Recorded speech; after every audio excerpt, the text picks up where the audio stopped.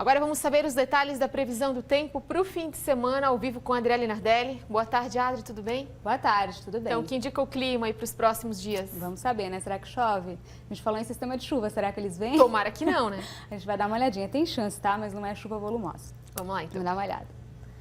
A gente tem hoje uma massa de ar seco atuando novamente aqui no sul do Brasil, né? Ela chegou aí no meio da semana e veio para ficar até o final de semana.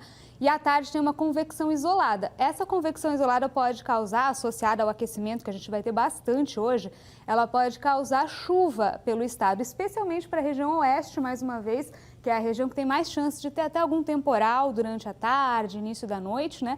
Mas todo o estado de Santa Catarina, região norte também, pode ter alguma chuva durante a tarde por conta, né, dessa convecção isolada que acontece justamente por causa do aquecimento. Vai ser uma tarde bem quente em todo o estado e sempre que é muito quente, né, a gente já tem essa tendência de ter temporais no final do dia. Então pode acontecer, mas para a região oeste, região norte, não se descarta aqui para o Alto Vale. E o final de semana vai ser marcado pelas altas temperaturas também, que podem, como a gente já disse, causar ainda temporais aqui no estado. A combinação de calor e umidade favorecem o desenvolvimento de temporais isolados em todas as regiões. O risco é baixo para ocorrências hoje e amanhã. No domingo, a condição de calor persiste e é favorecida pelo processo de formação de uma frente fria, que vai reforçar as instabilidades e traz então condição um pouco maior para temporais, com chuva pontualmente intensa e volumosa, inclusive. A previsão indica também que a próxima semana vai ser de tempo instável em Santa Catarina, com bastante momentos nublados, chuvas um pouco mais frequentes e também temporais isolados em todas as regiões, devido a uma nova área de baixa pressão que vai atuar aqui no estado. E novembro terminou ontem com alguns números históricos para o país em relação ao clima, hein? Vários deles foram registrados aqui na região sul. A intensa onda de calor que se espalhou pelo Brasil entre os dias 8 e 19 deixou um recorde histórico de temperatura. No dia 19 de novembro, o Instituto Nacional de Meteorologia registrou a temperatura de 44,8 graus em Araçuaí, na região mineira do Vale da Jequitinhonha. Segundo o INMET, essa foi a maior temperatura já registrada oficialmente no Brasil nos mais de 100 anos de observações meteorológicas do Instituto. Ainda segundo o INMET, choveu 325,1 milímetros sobre Porto Alegre nos 30 dias de novembro. Isso significa o triplo da média normal para esse mês, que é de aproximadamente 106 milímetros. No histórico, este foi o novembro mais chuvoso desde 1961 por lá. Nada é mais impressionante do que os volumes de chuva extremamente elevados que voltaram a ser observados em novembro nos estados da região sul do país. A observação de vários órgãos oficiais de medição de precipitação revelaram acumulados acima de 400 milímetros nos 3 estados da região. Para o mês de novembro, a média normal de precipitação no sul não supera os 200 milímetros.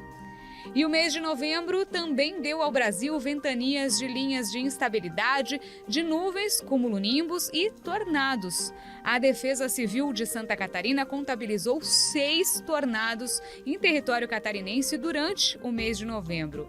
Foram atingidas as cidades de Cunhaporã no dia 6, Tubarão no dia 11, Itá no dia 16, Urupema e Sombrio no dia 18 e Rio das Antas no dia 29. A gente já tinha falado sobre essa questão dos tornados, né? O último foi registrado, oficializado mesmo, né? Essa semana a Defesa Civil definiu que era realmente um tornado. Mas olha só, o mês de novembro pareceu muito louco, porque foi realmente muito louco, né? Com os números em relação ao clima, muito calor. E aí eu citei alguns dos eventos, né? Os que vieram mais para a região sul também, mas a lista de eventos fora do comum no mês de novembro é muito maior. Também tem partes aí do Pantanal, secas em alguns lugares.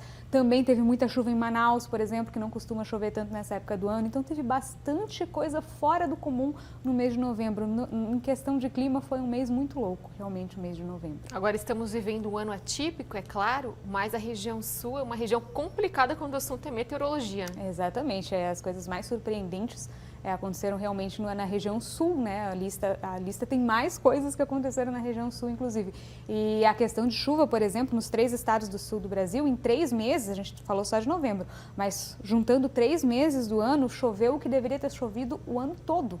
Então imagina o quanto de chuva a mais do que o esperado veio para a região sul nesses 3 meses, né? Setembro, outubro e novembro. Foi bem fora do normal. Exatamente. Por isso a importância de estarmos sempre alerta e prevenidos, né? Exatamente. A gente reforça, né, final de semana os temporais para acompanhar os avisos de órgãos meteorológicos, porque eles podem vir com chuva pontualmente forte, granizo, ventania, tudo isso, né? São temporais típicos de verão, não deve ser volume muito alto de chuva. A gente não tem nenhum alerta para grandes volumes, né? Para a nossa região, para a região sul de um modo geral.